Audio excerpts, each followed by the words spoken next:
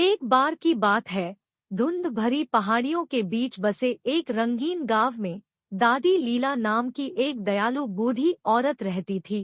वह अपने जादुई मिट्टी के बर्तन, जादू का मटका के लिए दूर दूर तक जानी जाती थी।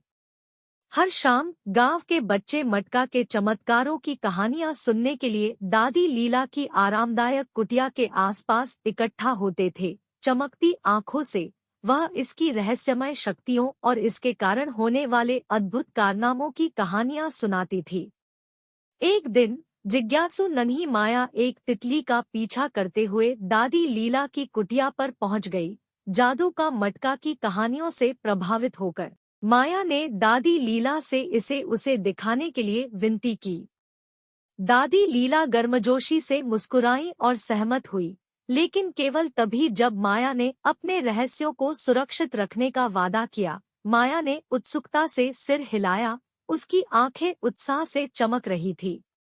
दादी लीला के सौम्य मार्गदर्शन में माया ने मटका के जादू को अनलॉक करने के लिए आवश्यक प्राचीन मंत्र और अनुष्ठान सीखे। प्रत्येक पाठ के साथ माया का आत्मविश्वास बढ़ता गया और वह अपने नए कौशल का परीक्षण करने के लिए इंतजार नहीं कर सकती थी।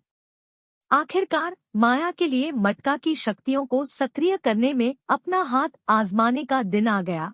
एक गहरी सांस के साथ उसने उस मंत्र का उच्चारण किया जिसका उसने इतनी लगन से अभ्यास किया था। उसे यह देखकर आश्चर्य हुआ कि मटका झिलमिलाने और चमकने लगा, जिससे हवा में हल्की मनमोहक रोशनी भर गई। अपनी इच्छा व्यक्त करते ही माया का दिल तेजी से धड़कने लगा। उसकी कल्पनाएं संभावनाओं से भर गई।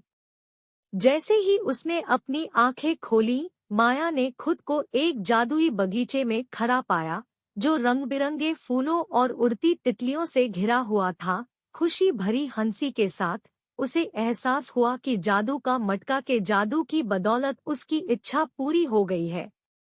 उस दिन से माया मटका की संरक्षक बन गई, गांव के बच्चों के साथ इसके चमत्कार साझा करने लगी और जहां भी जाती खुशियां फैलाती। और यद्यपि दादी लीला को गुजरे काफी समय हो गया था, उनकी विरासत माया और उस जादुई मिट्टी के बर्तन के माध्यम से जीवित रही, जिसने उनके जीवन में बहुत खुशी ला दी थी।